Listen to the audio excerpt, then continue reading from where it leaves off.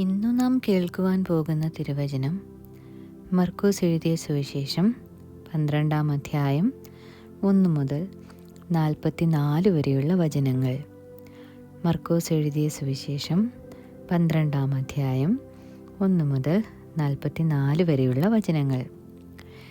പിന്നെ അവൻ ഉപമകളാൽ അവരോട് പറഞ്ഞു തുടങ്ങിയത്, ഒരു മനുഷ്യനൊരു മുന്തിരിത്തോട്ടം നട്ടുണ്ടാക്കി ചുറ്റും വേലി കെട്ടി ചക്കം കുഴിച്ചിട്ടു ഗോപുരവും പണിതു പാട്ടക്കാരെ ഏൽപ്പിച്ചിട്ടു പരദേശത്തു പോയി. കാലമായപ്പോൾ പാട്ടക്കാരോട് തോട്ടത്തിൻ്റെ അനുഭവം വാങ്ങേണ്ടതിന് അവനൊരു ദാസനെ പാട്ടക്കാരുടെ അടുക്കൽ പറഞ്ഞയച്ചു. അവർ അവനെ പിടിച്ചു തല്ലി വെറുതെ അയച്ചു കളഞ്ഞു. പിന്നെ മറ്റൊരു ദാസനെ അവരുടെ അടുക്കൽ പറഞ്ഞയച്ചു. അവനെ അവർ തലയിൽ മുറിവേൽപ്പിക്കുകയും അപമാനിക്കുകയും ചെയ്തു.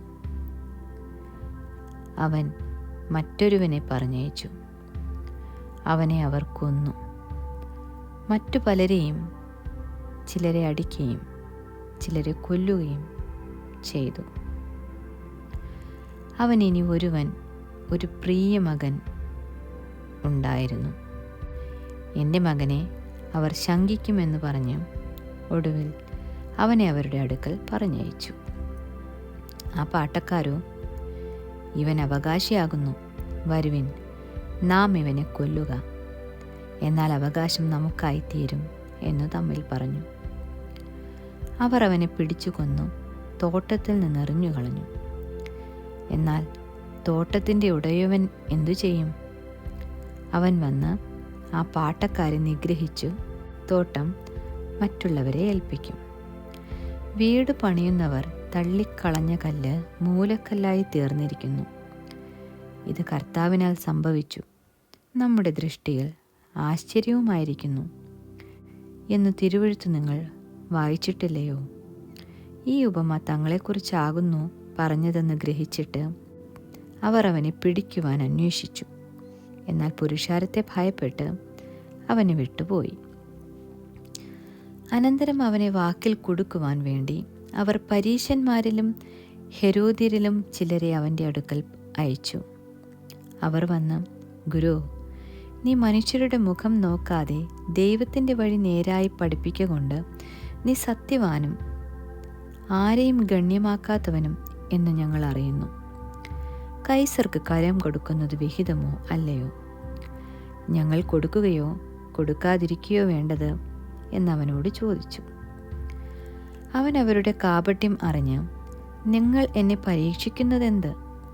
ഒരു വെള്ളി നാണയം കൊണ്ടുവരുവിൻ, ഞാൻ കാണട്ടെ എന്ന് പറഞ്ഞു. അവർ കൊണ്ടുവന്നു.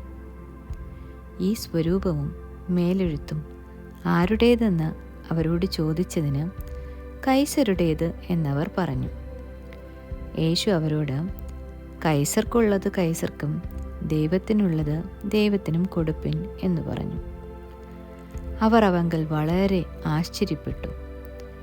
പുനരുത്ഥാനമില്ല എന്ന് പറയുന്ന സദൂക്യർ അവൻ്റെ അടുക്കൽ വന്ന് ചോദിച്ചത്, ഗുരു, ഒരുത്തൻ്റെ സഹോദരൻ മക്കളില്ലാതെ മരിച്ചു ഭാര്യ ശേഷിച്ചാൽ ആ ഭാര്യയെ അവൻ്റെ സഹോദരൻ പരിഗ്രഹിച്ചു തൻ്റെ സഹോദരന് സന്തതിയെ ജനിപ്പിക്കണം എന്ന് മോശെ എഴുതിയിരിക്കുന്നു. എന്നാൽ 7 സഹോദരന്മാർ ഉണ്ടായിരുന്നു. അവരിൽ മൂത്തവൻ ഒരു സ്ത്രീയെ വിവാഹം കഴിച്ചു, സന്തതിയില്ലാതെ മരിച്ചുപോയി. രണ്ടാമത്തവൻ അവളെ പരിഗ്രഹിച്ചു, സന്തതിയില്ലാതെ മരിച്ചു. മൂന്നാമത്തവനും അങ്ങനെ തന്നെ. 7 പേരും സന്തതിയില്ലാതെ മരിച്ചു. എല്ലാവർക്കും ഒടുവിൽ സ്ത്രീയും മരിച്ചു. പുനരുത്ഥാനത്തിൽ അവരിൽ ഏവനു ഭാര്യയാകും. 7 പേർക്കും ഭാര്യയായിരുന്നുവല്ലോ.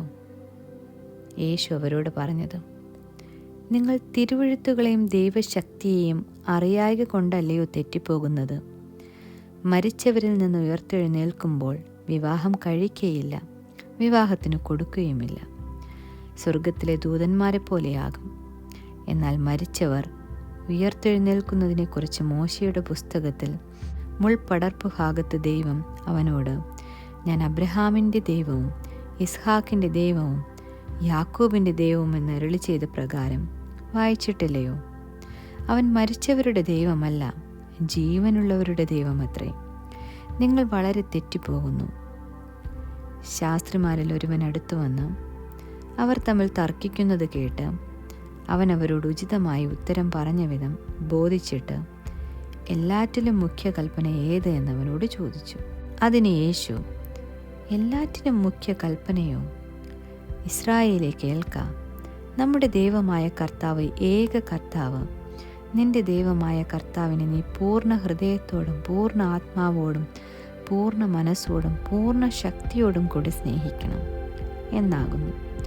രണ്ടാമത്തതോ, കൂട്ടുകാരനെ നിന്നെപ്പോലെ തന്നെ സ്നേഹിക്കണം എന്നാകുന്നു. ഇവയിൽ വലുതായിട്ട് മറ്റൊരു കൽപ്പനയുമില്ല എന്നുത്തരം പറഞ്ഞു. ശാസ്ത്രി അവനോട്, നന്നു ഗുരു, നീ പറഞ്ഞതു സത്യം തന്നെ. ഏക ദൈവമേയുള്ളൂ, അവനല്ലാതെ മറ്റൊരുത്തനുമില്ല.